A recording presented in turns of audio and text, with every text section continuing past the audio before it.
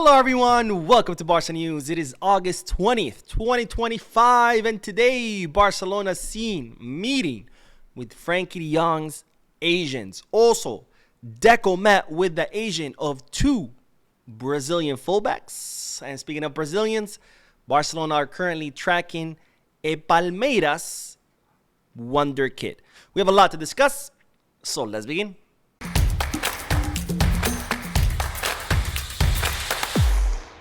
Hello everyone, welcome to the channel. My name is Mo. I will begin this video with the news that we have a new suitor, a new club that has entered the race for Iñaki Peña. Now, as we know, Iñaki Peña is on his way out of the club. Hansi Flick does not count on him, and Barcelona goalkeeper has decided to leave in search of other minutes. Barcelona were looking to permanently transfer him. However, no offers to pay a transfer fee have materialized, so instead of rescinding his contract and allowing him to leave for free, Barcelona are now seriously considering extending the contract of Iñaki Peña, which expires next summer. They want to extend it until 2027. That way he can go on loan, hopefully perform great, his value can go up, and then next summer Barcelona can make some money off his transfer, seeing that this summer they might not be able to do so. Now, there are already a couple of clubs interested in him, including Como and Celta here in La Liga, and now another club has joined the race, and it's no other than Girona. It looks like Michel, Girona's coach, is very interested in obtaining the services of Iñaki Peña, so we'll see where the Barcelona goalkeeper will end up. By the way, random fact, I mentioned this because literally, I think it was yesterday or 2 days ago, I was talking to a friend, and he kept saying, we're talking about coaches, and he's like, Michel, and I'm like, who the hell is Michel? And he's like, Girona's coach. I was like, oh, I'm like, dude, it's Michel. He's not German, he's Spanish. His name is actually Miguel Ángel Sánchez Muñoz. And in Spain, if you're named Miguel, the diminutive of that is Michel. That's why Michel is named Michel, because his first name is Miguel. It's kind of like Michael are named Mike. So just to clarify, it's Michel, not Michel. He's German. He's Spaniard, not German. Anyways, just a random story that I wanted to share with you guys because I was literally just talking about Michel. I think it was yesterday or the day before. But anyways, on to the next bit of news, because today, ladies and gentlemen, Deco was seen meeting with Frenkie de Jong's new, yes, you heard that right, new agents. Now, as you know by now, Frenkie de Jong's contract expires next summer of 2026. Barcelona have been trying to renew his contract for quite some time, and it seemed like his former agent Ali Derson had been putting obstacles in this contract renewal. So Frenkie de Jong decided to fire Ali Derson. He communicated to the club that, yes, I want to stay, I want to renew, but first I need to hire new agents. Now, this took some time, of course, because Frenkie had to hire some lawyers in order to break the contract between him and his former agent Ali Derson.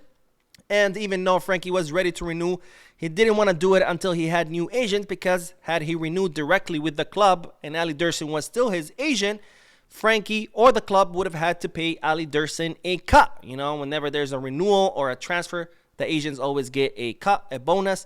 And of course, Frenkie didn't want that. He wanted to fire his agent, not fire him, and before he leaves, get him a bonus for something that he did not help achieve, which is the contract renewal of Frenkie de Jong. Well, lo and behold, Frenkie de Jong has been able to now hire new agents. He officially has new representation, and today his representatives were seen meeting with Deco at the Barcelona offices. So this is, of course, a great news, because it looks like Frenkie de Jong is on his way to extend his contract, and this is great news for two reasons. A, because Hansi Flick wants Frenkie to renew, so this is important for Flick's plans and project. And of course, in Flick we trust. So if he wants Frenkie, then you better get him Frenkie. And the second reason why this is good news, because as you know, Frenkie de Jong has the highest salary on the squad. It takes up a lot of space on Barcelona's wage bill. It's a wage that Barcelona cannot afford. And of course, Barcelona's requirement for Frenkie's renewal is for Frenkie to reduce his salary or restructure it to free up some space on Barcelona's wage bill. So if this happens, this could help Barcelona register the contracts of Wojciech Szczesny and Rooney Bargi, given that, as I announced in the podcast, Oriol Romeo is on his way out. And with that, they're going to be able to register Gerard Martí. Anyways, speaking of meetings, we do have to talk about another meeting that happened with Deco. And this was between Deco and the agent of two Brazilian players. Now, the agent's name is Giuliani Bertolucci, and he represents both Vanderson and Caio Hernique. Now, in the case of Vanderson, the 25-year-old right back who currently plows his trade at Monaco, he's someone that Barcelona have been tracking for some quite time. In fact, Deco has been very interested in bringing Vanderson over to the club, but of course he does have a contract with Monaco until 2028, and Monaco wanted around 25 million euros for the Brazilian, something that Barcelona could not afford for the right back position. And the other player that Bertolucci represents is Caio Hernique, the 28-year-old left back who can also play as left center back. His contract is until 2027 in Monaco.